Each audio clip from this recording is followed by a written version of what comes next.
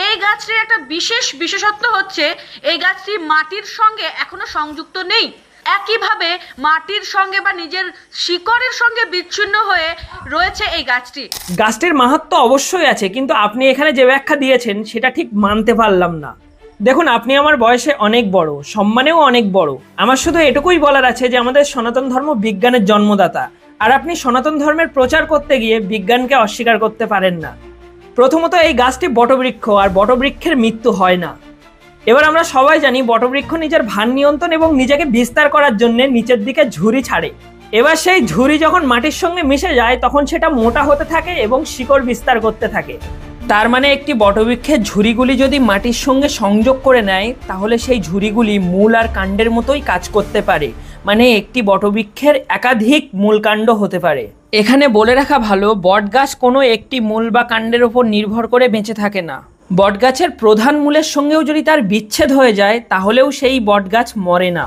এই গাছটিরও নিজের প্রধান মূলের সঙ্গে বিচ্ছেদ ঘটেছে, কিন্তু বিচ্ছেদের পূর্বে সে নিজের ঝুরির মাধ্যমে মাটির সঙ্গে সংযোগ করে নিয়েছে। এই গাছটিও ভালো করে দেখলে আমরা বুঝতে পারবো যে এই গাছটিও নিজের অংশ থেকে মাটির সঙ্গে সংযোগ করেছে এবং শিকড় বিস্তার করেছে এবং নিজের ভার নিয়ন্ত্রণও করেছে। এটি প্রকৃতির নিয়মেই ঘটেছে। আমরা সনাতনী হিন্দুরা বৃক্ষ পূজা অবশ্যই করি, কিন্তু সেটা অন্ধবিশ্বাসে নয়। সুতরাং এখানে এই গাছটির মাটির সঙ্গে সংযোগ আছে এবং তার শিকড়ও আছে। এবার এই ভিডিওটা বানানোর আমার একটাই উদ্দেশ্য, আপনি অনেক বড় একজন ক্রিয়েটার এবং সনাতন ধর্মের প্রচারক। সুতরাং সনাতন ধর্মকে এমন জায়গায় প্রেরণ করবেন না যেখান থেকে মানুষের অন্ধবিশ্বাস তৈরি হয়। যদি আপনি ভগবানকে বিশ্বাস করেন, যদি আপনি সনাতন ধর্মকে বিশ্বাস করেন, তাহলে বিজ্ঞানকেও বিশ্বাস করতে শিখুন। এই গাছটি অবশ্যই অলৌকিক, কিন্তু এই গাছটির মাটির সঙ্গে সংযোগ আছে। এই গাছটি শূন্যে ভেসে নেই। আমি আগেই বলেছি বিজ্ঞানের জন্মদাতা সনাতন ধর্ম। সুতরাং এই সনাতন ধর্মকে অন্ধকারাচ্ছন্ন করবেন না।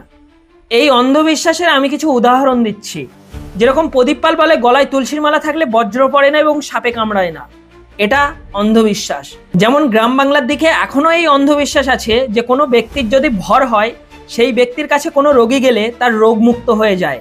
যদি এমন হতো তাহলে ভগবান শ্রীরামচন্দ্র লক্ষণের শক্তিশাল লাগার পর রাবণের বৈদ্যরাজ সুসেনকে আনতেন না। তিনিই তো ভগবান, তিনি অলৌকিক কিছু করে লক্ষণকে জীবিত করতে পারতেন। তিনি ভগবান হয়েও শুধু এটা প্রমাণ করতে চেয়েছে যে ঔষধির দ্বারাই শুধুমাত্র রোগীর রোগ মুক্ত হয়।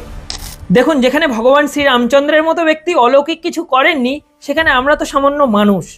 সুতরাং সনাতন ধর্মকে জানুন আর অন্ধবিশ্বাস থেকে দূরে থাকুন। আর এই দিদিকে বলবো, আমি যদি কোনো ভুল করে থাকি তাহলে অবশ্যই আমাকে ক্ষমা করে দেবেন। ভিডিওটা ভালো লাগলে অবশ্যই একটা লাইক করে দেবেন, চ্যানেলটা সাবস্ক্রাইব করে দেবেন। দেখা হচ্ছে পরের কোনো ভিডিওতে। জয় শ্রীরাম, জয় সনাতন।